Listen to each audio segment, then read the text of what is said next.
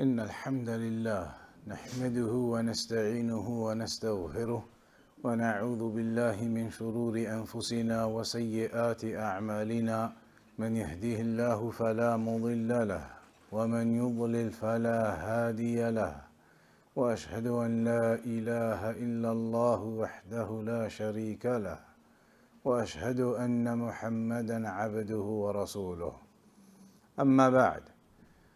So today then we carry on with Al-Aqeedah Al-Wasitiyyah of Shaykh al-Islam Ibn Taymiyyah rahimahullah ta'ala, and we've got to the section where he mentions بل هم الوسط في فرق الأمة كما أن الأمة هي الوسط في الأمم.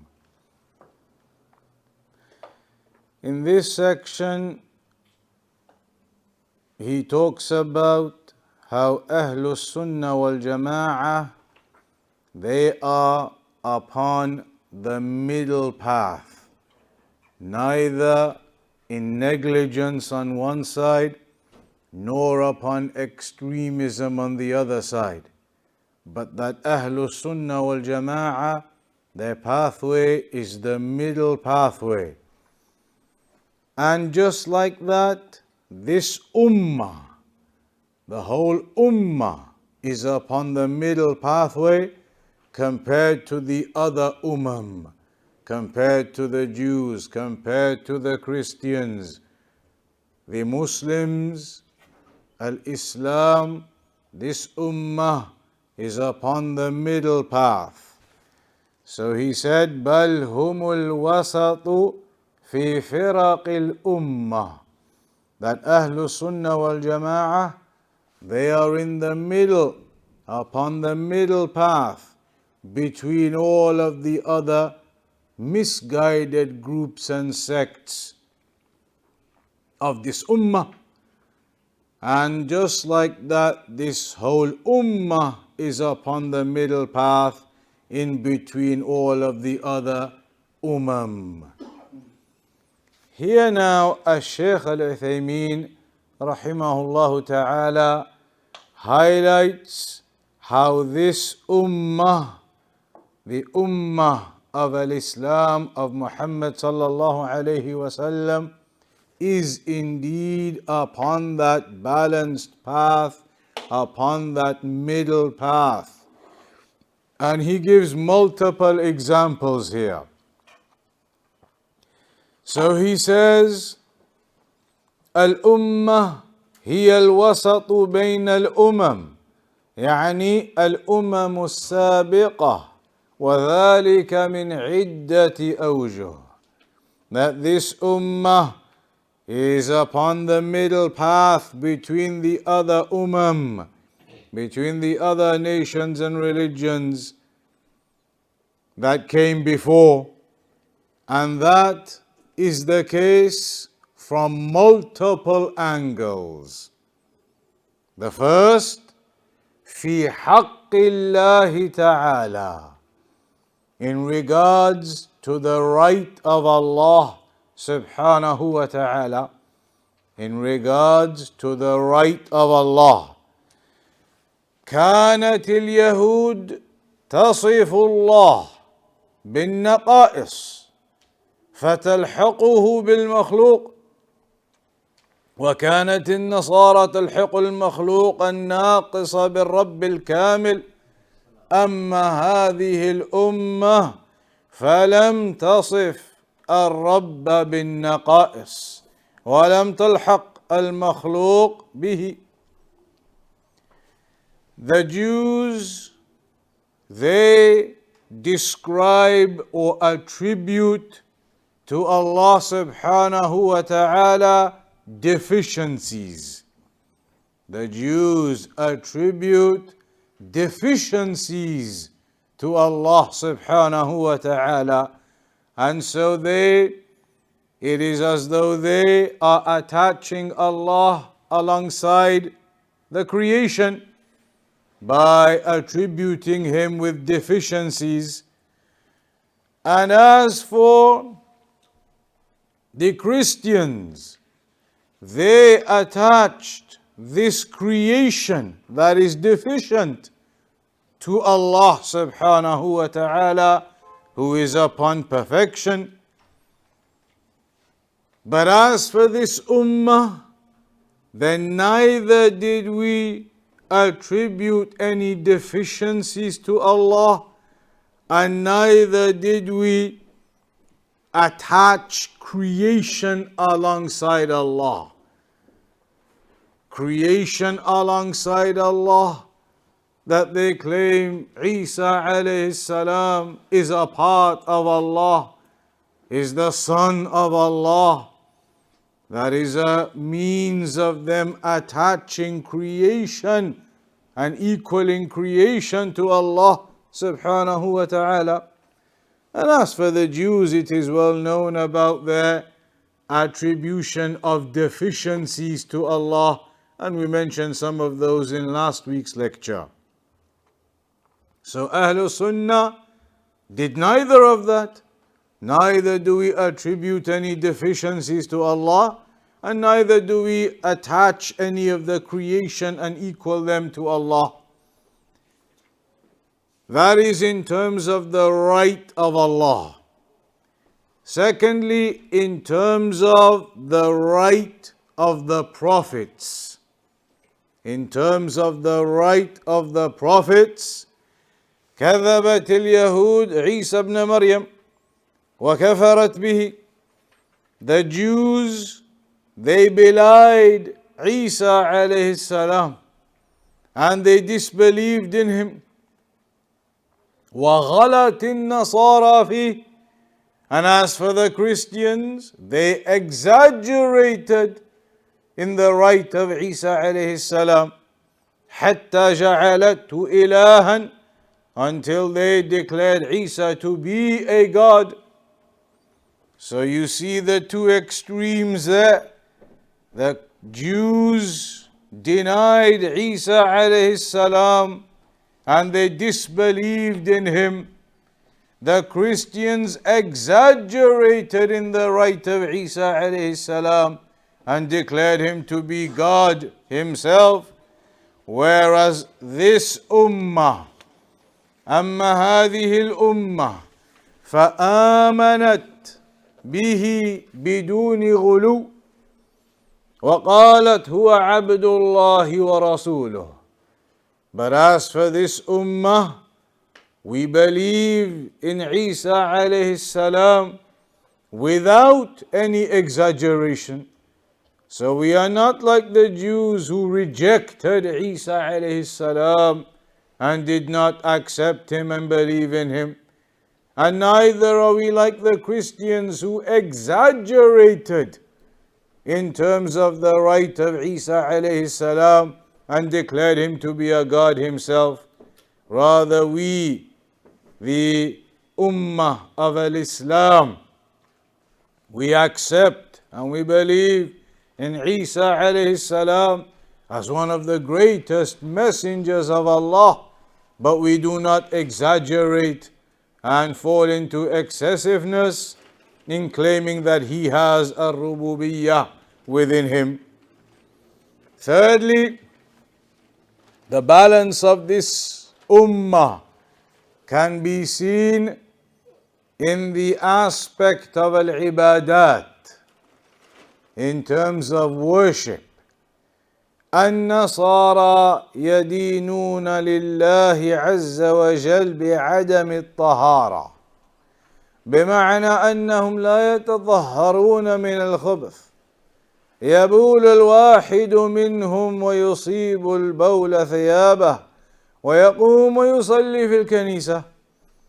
واليهود بالعكس، إذا أصابتهم النجاسة فإنهم يقرضونها من الثوب فلا يطهرها الماء عندهم، حتى إنهم يبتعدون عن الحائض لا يآكلونها ولا يجتمعون بها. When it comes to the issue of worship, ibadat, you see how the other they went into exaggeration with the affair and they were not upon the middle path. You see, for example, the Christians who did not give attention to purification, and so perhaps one of them urinates and the urine falls upon his garment, and he will simply arise and go and pray in his church with those garments as they are. Whereas the Jews went to the other extreme when it came to issues of purification, went to the other extreme in the issues of purification. So as an example, when the woman is on her period, the Jews will not mix with her whatsoever. They will separate themselves from her and distance themselves from her, and not even sit at the same table to eat with her. Such is the exaggeration they fell into in regards to a woman on her period. Likewise, when it comes to purification of garments, it is mentioned about them that they would not suffice with washing a garment, but rather they would scrape it and scrape it and scrape it and then wash it. Exaggeration beyond what is required in the purification of an impurity. So this ummah did not go into exaggeration on these affairs. هذه الأمة فهم وسط فيقولون لا هذا ولا هذا لا يشق الثوب ولا يصلى بالنجاسة. You don't scrape your garment so much you end up ripping it, trying to purify it. Neither do you have negligence and leave impurity upon it. Rather you wash it. Use the water and wash the garment until that impurity is removed, and then you can pray in it. And when it comes to the woman upon her period, you do not have to separate and isolate yourself from her. Rather, you can sit with her and eat with her and even engage in some degree of intimacy, but not the intercourse.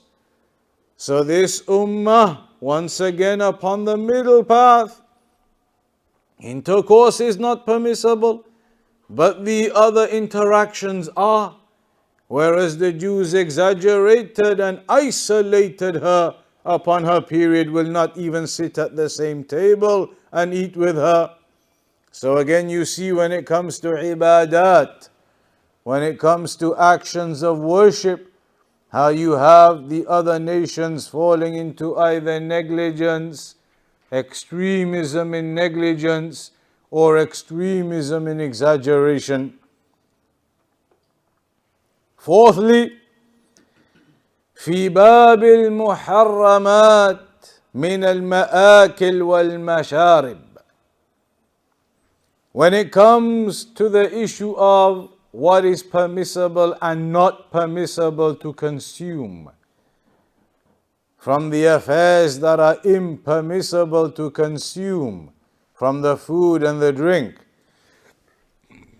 the Christians made it permissible to eat even the haram.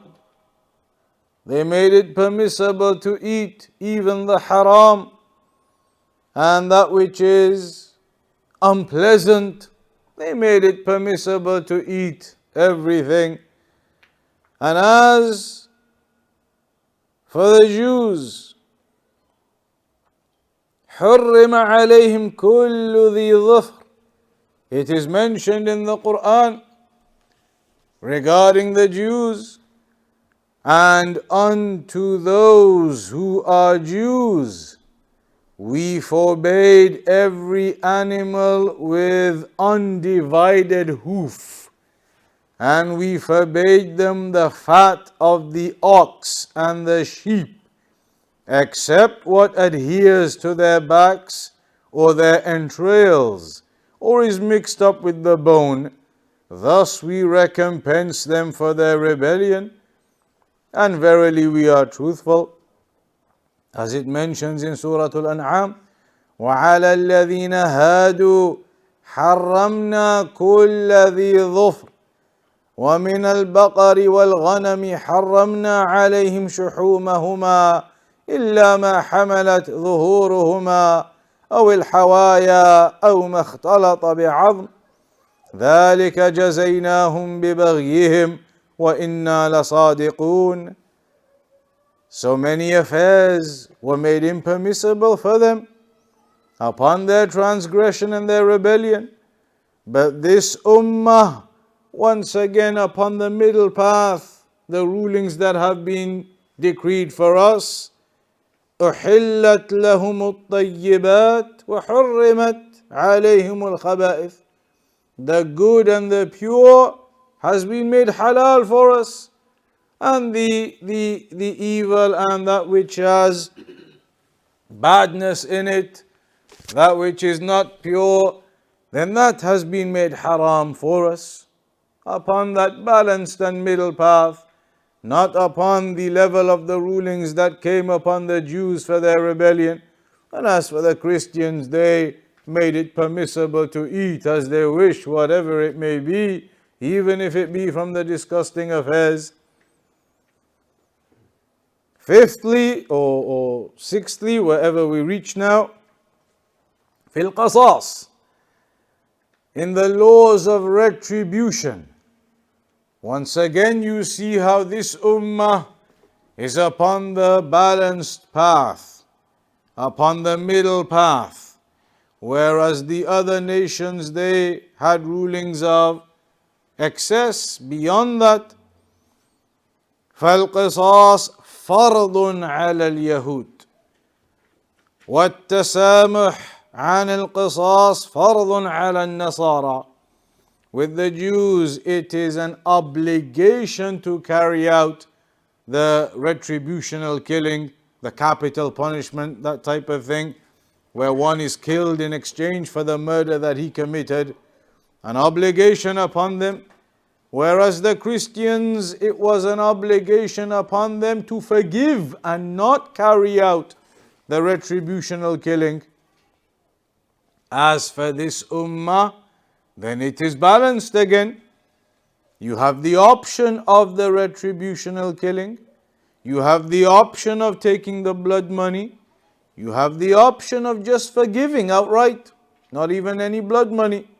All of those options are available. So once again, this ummah is upon that balanced middle path. فكانت الأمة الإسلامية وسطا بين الأمم بين الغلو والتقصير. So this ummah is upon the middle path, upon the middle way between the other nations, between the other religions who fell into extremism or negligence. And just like that, فأهل السنة والجماعة بين فرق الأمة كالأمة بين الديانات الأخرى، يعني أنهم وسط. So just like this religion of Islam is upon that middle way compared to the other religions, then Ahlul Sunnah within Islam are upon the middle way compared to the other sects. ثم ذكر المؤلف رحمه الله أصولا خمسة كان أهل السنة والجماعة فيها وسطا بين فرق الأمة. Then, and this is a very important section, Shaykh al-Islam ibn Taymiyyah mentions 5 key aspects where it highlights how Ahlul Sunnah are upon that middle pathway, and that the groups of deviation, they are upon extremism or neglect or negligence. So he said, فَهُمْ وَسَطٌ في باب صفات الله سبحانه وتعالى بين أهل التعطيل الجهمية وأهل التمثيل المشبهة. Firstly, in the aspect of the names and attributes of Allah. In regards to the names and attributes of Allah, Ahlus Sunnah, the methodology of Ahlus Sunnah is upon that balanced and middle path. Whereas you will see the groups of deviation did not remain upon that path, rather they deviated away from it. So you have on one side Ahlul Ta'atil, the Mu'attilah, those who reject the names and attributes of Allah to their varying degrees. From amongst them the Jahmiyyah. And on the other side, Ahlul Tamthil, the Mushabbiha, those who make resemblance between the names and attributes of Allah and creation. And those are the two overall sects of deviance, the Mu'attilah and the Mushabbiha. Those are the two overall categories. Mu'attilah on one side, those who reject the names and attributes of Allah in their varying degrees, and the Mushabbiha, those who affirm them, but to such a degree they make resemblance between Allah and the creation. Those are the two broad categories that the groups they fall under. So the Shaykh says, هذان طرفان متطرفان أهل التعطيل الجهمية وأهل التمثيل المشبهة. فالجهمية, so the Jahmiyyah, ينكرون صفات الله عز وجل. They deny the attributes of Allah subhanahu wa ta'ala. بل غلاتهم ينكرون الأسماء. And in fact, the extreme Jahmiyyah, they even reject the names of Allah. يقولون لا يجوز أن نثبت لله اسما ولا صفة. Those extreme Jahmiyyah, they say it is not permissible for us to attribute to Allah a name or an attribute. لأنك إذا أثبتت له اسما شبهته بالمسميات أو صفة شبهته بالموصوفات.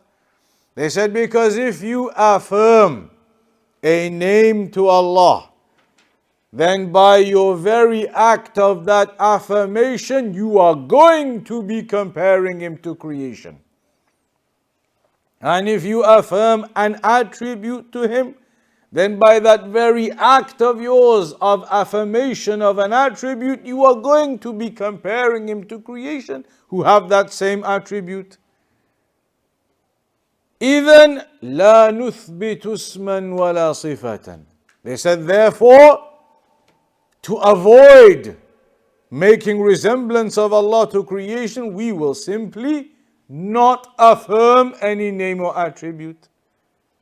So like we said before, the basic principle that they began off is a correct principle, that we do not make any resemblance between Allah and creation.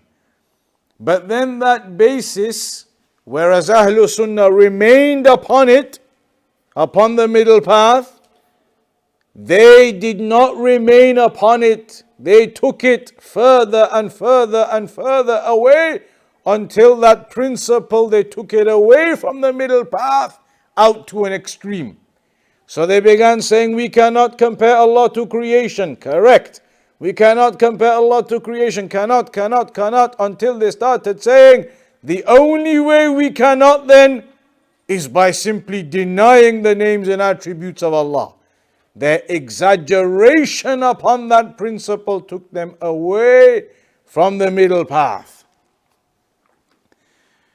And we mentioned last time, Shaykh al-Islam ibn Taymiyyah, he said, you fell into exactly what you claimed to be running away from. You claimed that you were fleeing from ever making any resemblance between Allah and the creation, but by denying and rejecting all of the names and attributes of Allah, then you have indeed made resemblance between Allah and nothingness. You have compared Allah to al-adam, to nothingness. So you have fallen into exactly what you attempted to flee from.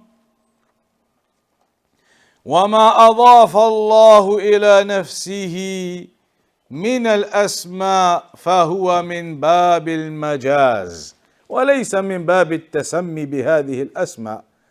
And they say, if Allah has named Himself with names which are obviously there in the Quran and the Sunnah, they say, but that's only metaphorical.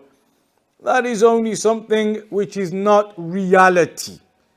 It is not actually in reality a name of Allah. Allah only mentioned those affairs in a metaphorical sense, in some other sense, not in the sense of reality. And that is their exaggeration and misguidance.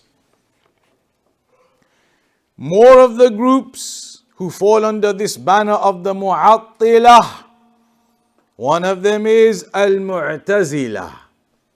Al-Mu'tazilah ينكرون الصفات ويثبتون الأسماء.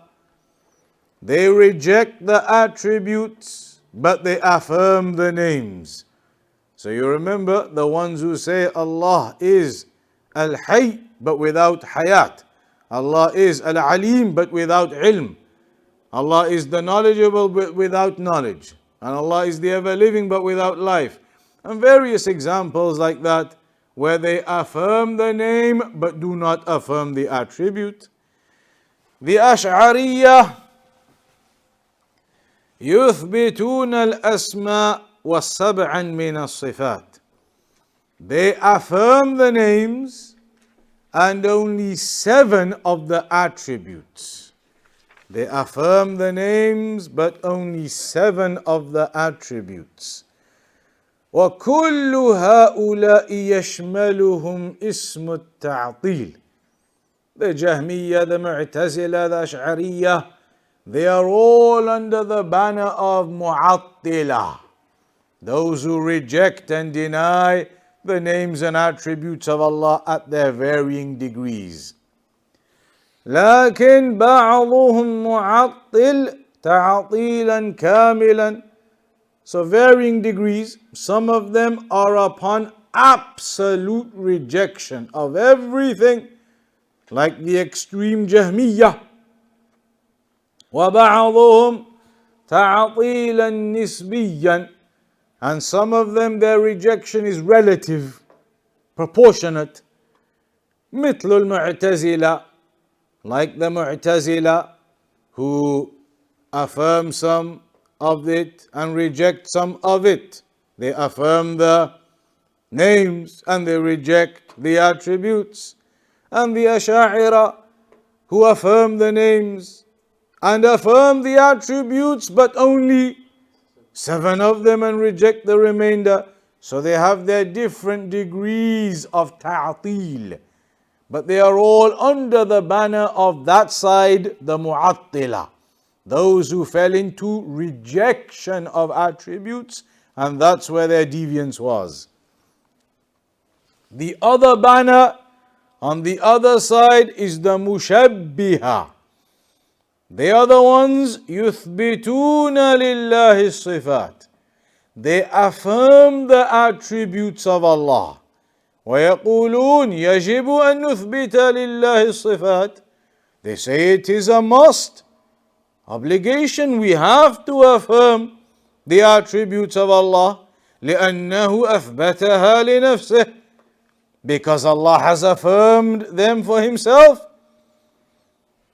لكن يقولون إنها مثل صفات المخلوقين. But they say that the attributes of Allah are like, resemblant of the attributes of creation. And they likewise started off upon a principle that was correct. that we must affirm the attributes of Allah, not the Mu'attila. We are not like the Mu'attila, they said. We affirm the attributes of Allah. But then they took that principle from the middle path and began exaggerating with it, to the level that they went out away from the middle path in exaggeration of that principle, to saying that we must affirm the attributes of Allah absolutely, and Allah would only address us with attributes that we can comprehend. And so if Allah has mentioned these attributes about Himself that we affirm, then they must be like the attributes that we recognize and understand. And so they began comparing Allah to creation. And so Shaykh al-Islam Ibn Taymiyyah said about them, يَعْبُدُونَ صَنَمًا. The Mu'attila يَعْبُدُونَ عَدَمًا, and these Mushabbiha يَعْبُدُونَ صَنَمًا. It is as though they have made an idol resembling the attributes of Allah to creation. فهؤلاء غلوا في الإثبات وأهل التعطيل غلوا في التنزيه. So the Mushabbiha went to the extreme in affirmation until they began resembling Allah to creation. And the Mu'attila went to the extreme in rejection until they ended up resembling Allah to nothingness. No names, no attributes, or only partial names and attributes. فهؤلاء قالوا يجب عليك أن تثبت لله وجها وهذا الوجه مثل وجه أحسن واحد من بني آدم. So the Mushabbiha, as an example, they said you have to affirm the face of Allah. And the face of Allah is like the best face of creation. The best face of somebody in creation, then that is how the face of Allah is. And that is of course a lie and incorrect. قالوا لأن الله خاطبنا بما نعقل ونفهم. They said because Allah addressed us with what we comprehend and what we understand. So if Allah told us He has a face, then it must be what we understand and comprehend about faces, these faces. But which one? The best one. Whoever is the best of the faces of Bani Adam, that is the one to the likes of Allah. Exaggeration and deviance that they fell into like that. فهو على زعمهم والعياذ بالله على مثل أحسن واحد من الشباب الإنساني. So according to them, the face of Allah is like the most handsome face from one of the youth of mankind. That is their exaggeration and their deviance and misguidance. ويدعون أن هذا هو المعقول. And this is where the deviance falls in. They claim that this is rational. They say that's the rational way to think about these attributes. Allah would only address us with what we know. And these are the faces that we know. So if Allah has a face, then it must be like one of these faces, and we'll say it's the best one of these faces. And that is of course incorrect, and that is not rational at all. Rather, what is rational is that the Creator is superior to the creation, and that there is no resemblance between the creation and the Creator. أما أهل السنة والجماعة فقالوا نحن نأخذ بالحق الذي مع الجانبين فنأخذ بالحق في باب التنزيه فلا نمثل ونأخذ بالحق في باب الإثبات فلا نعطل بل إثبات بلا تمثيل وتنزيه بلا تعطيل ونحن نثبت ولكن بدون تمثيل فنأخذ بالأدلة من هنا ومن هنا. So as for Ahlul Sunnah wal Jama'ah, then we say that we take the truth from both sides, because remember both sides started off with an accurate principle from Ahlul Sunnah. From the side of the Mu'attila, that we cannot ever create any resemblance between Allah and the creation. Absolutely correct. Ahlul Sunnah, we take that. That is our principle. We do not make any resemblance between Allah and creation. The Mushabbiha, they also took a correct principle to begin with, that we must affirm the names and attributes of Allah. Absolutely. We affirm the names and attributes of Allah. But then those two together, we affirm the names and attributes of Allah, not reject them, but without resemblance as they fell into. We affirm the names and attributes, but without resemblance. And we declare Allah free of any deficiencies, as the Mu'attila claimed, but without falling into exaggeration and denying and rejecting the attributes. So, إثباتٌ بلا تمثيل, affirmation of the attributes, but without resemblance. And tanzihun bila ta'atil, declaring Allah free of any deficiencies, but without rejecting and denying the attributes. So Ahlul Sunnah, upon that middle pathway. Wal khulasa, so in conclusion, in summary, hum wasatun fi bab as-sifat bayna ta'ifatayn mutatarrifatayn. So Ahlul Sunnah, they are upon that middle path between two groups of extremism. طائفتين متطرفتين, two groups of extremism. طائفة غلت في التنزيه والنفي, a group that went into exaggeration in attempting to free Allah of any deficiencies to the extent they rejected the names and attributes. They are the Jahmiyyah and their likes. وَطَائِفَ غَلَتْ فِي الْإِثْبَاتِ, and the others who went into an exaggeration in affirmation to the extent they fell into resemblance, and they are the Mumathila. وأهل السنة والجماعة يقولون لا نغلو في الإثبات ولا في النفي, that we do not exaggerate in affirmation and neither in negation. So we do not exaggerate in affirmation to the level we resemble Allah to creation, and we do not exaggerate in declaring Allah free of deficiencies to the level that we reject and deny the names and attributes. As Allah said, and the ayah which is the basis, the foundation for the bab of al-asma'i was-sifat, لَيْسَ كَمِثْلِهِ شَيْءٍ وَهُوَ السَّمِيعُ الْبَصِيرُ. There is nothing like unto Allah subhanahu wa ta'ala, and He is the all-hearing and the all-seeing.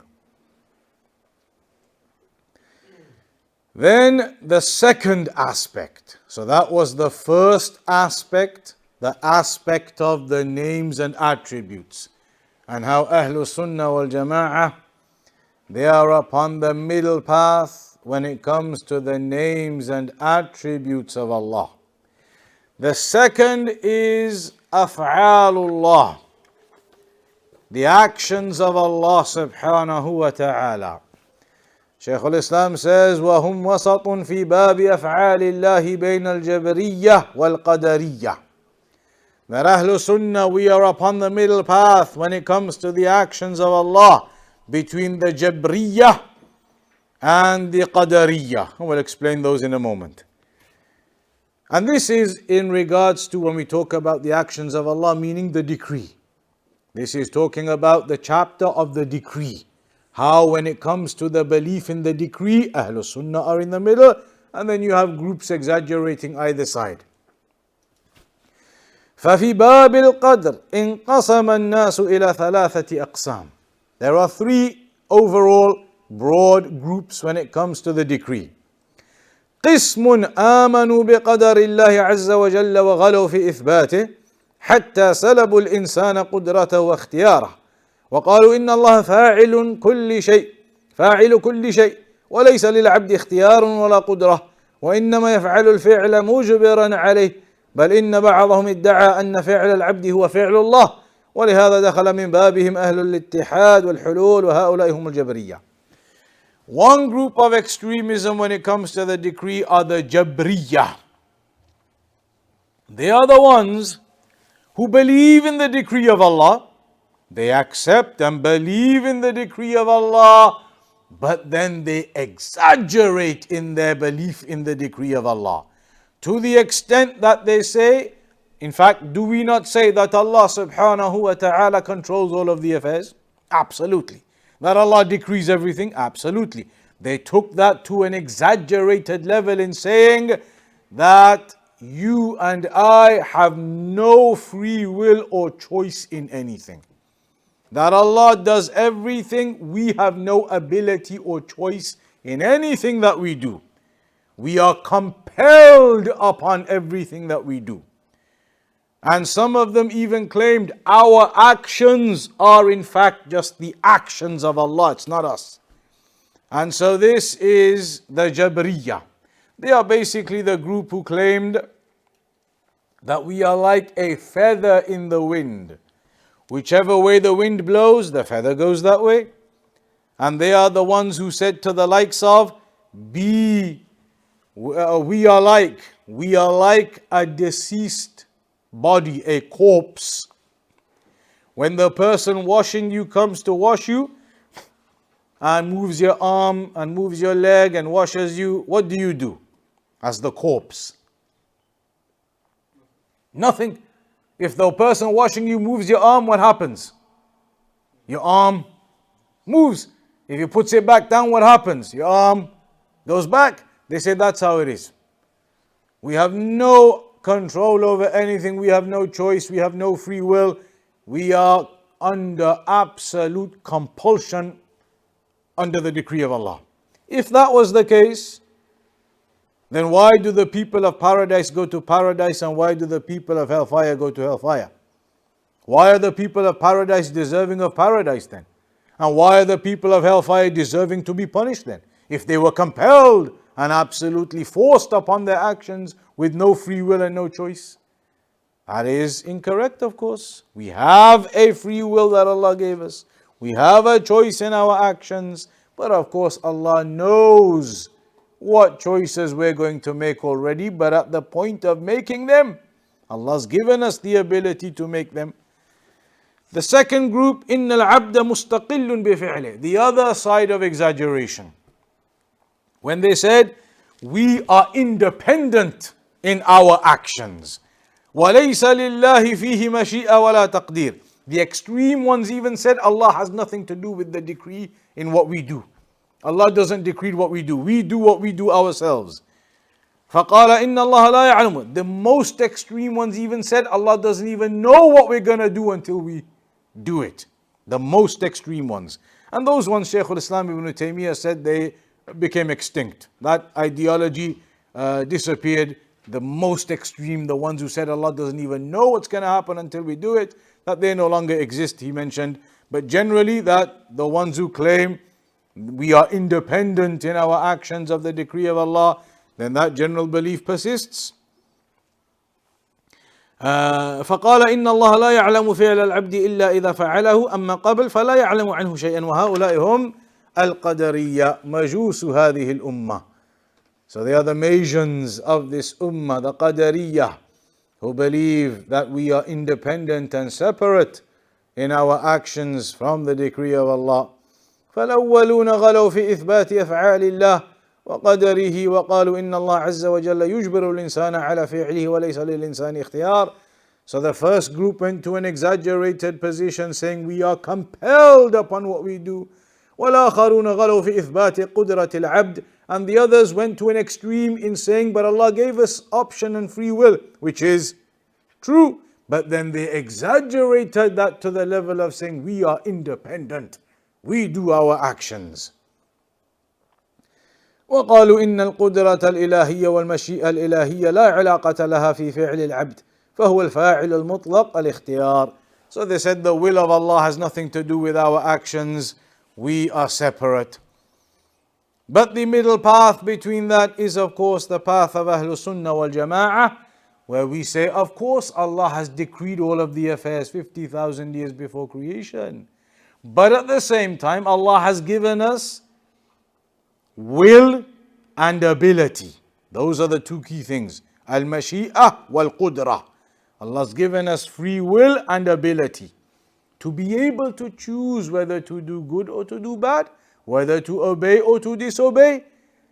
But Allah, of course, knows already what choices we're going to make in life. Hence, it is mentioned in the narration, Allah already knows your place in paradise or hell, because Allah knows what choices we're going to make in life. But in life, Allah's given us that free will and ability to make the choice, to obey or to disobey. And that's why you'll be held accountable in the end for the choices that you made of obeying or disobeying. We'll have to stop on that, but we'll come into more detail on this next week regarding the issues of the decree. And the decree comes up as a separate topic at the end of Wasitiyyah anyway. When we get to that section, we'll do a full analysis regarding the decree. But here, just to understand how Ahlul Sunnah are balanced in the middle path, and the groups of deviation go into extremism either side. So we'll conclude upon that for today. Wa sallallahu ala nabiyyina Muhammad.